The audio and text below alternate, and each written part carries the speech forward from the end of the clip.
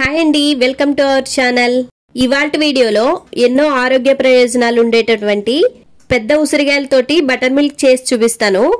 దగ్గు కఫాన్ని బాగా కంట్రోల్ చేస్తుంది, అలాగే గట్ హెల్త్ ని బాగా ఇంప్రూవ్ చేయడానికి ఈ బటర్ మిల్క్ బాగా ఉపయోగపడుతుంది.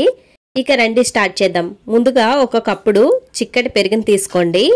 ఆ పెరుగుని ఒక బౌల్లో వేసుకొని ఆ పెరుగులో ఎక్కడ గెడ్డలు లేకుండా బాగా చిలకాలి. కొన్నిసార్లు మన బాడీ హీట్ ఎక్కినప్పుడు ఇలాంటి బటర్ మిల్క్స్ తాగడం వల్ల బాడీ అంతా చల్లగా అవుతుంది. ఇదిగోండి, పెరుగును బాగా చిలికిన తర్వాత ఈ గిన్నెని పక్కన పెట్టేసుకోండి. ఇప్పుడు ఉసిరికాయలు తీసుకోవాలి. నేను ఒక కప్పుడు పెరుగుకి 4 ఉసిరికాయలు తీసుకుంటున్నాను. వాటిని ఇలా చిన్న చిన్న ముక్కలుగా కట్ చేసుకోవాలి. ఇలా ఉసిరికాయలు కట్ చేయగా లోపల ఒక విత్తనం ఉంటుంది కదా, ఆ విత్తనాన్ని తీసేసుకోండి. ఇప్పుడు ఈ ముక్కలన్నీ కూడా ఒక మిక్సీ జార్ తీసుకుని ఆ మిక్సీ జార్లో వేసేసుకోండి. అలాగే శుభ్రంగా కడిగి పెట్టుకున్న 2 కరివేపాకు రెమ్మలను కూడా వేసుకోవాలి. అలాగే వీటితో పాటుగా 1 స్పూను జీలకర్రను కూడా యాడ్ చేసుకోవాలి. ఉసిరికాయలో ఉన్న వగరుని బ్యాలెన్స్ చేయడానికి దీనిలో చిన్న అల్లం ముక్కను కూడా యాడ్ చేసుకోవాలి. ఇప్పుడు మిక్సీ జార్లో వేసిన అన్నిటిని మెత్తగా గ్రైండ్ చేసుకోవాలి. ఈ పేస్ట్ కొంచెం మీకు గట్టిగా అనిపిస్తే కొద్దిగా వాటర్ కూడా యాడ్ చేసుకుని గ్రైండ్ చేసుకోవచ్చు.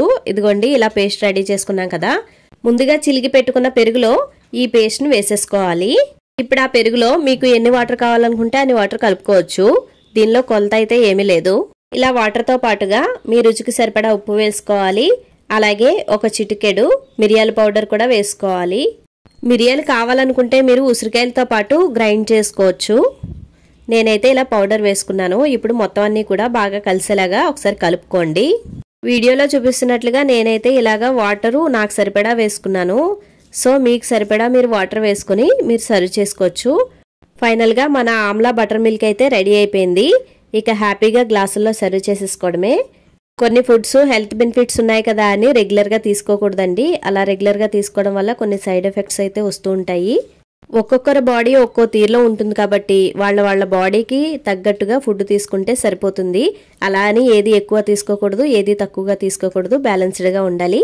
వీడియో గనక నచ్చినట్లయితే లైక్ చేయడం మర్చిపోవద్దు. ఇలాంటి మరిన్ని వీడియోల కోసం మన ఛానల్ని సబ్స్క్రైబ్ చేసుకోండి, బెల్ ఐకాన్ నొక్కండి. టాటా.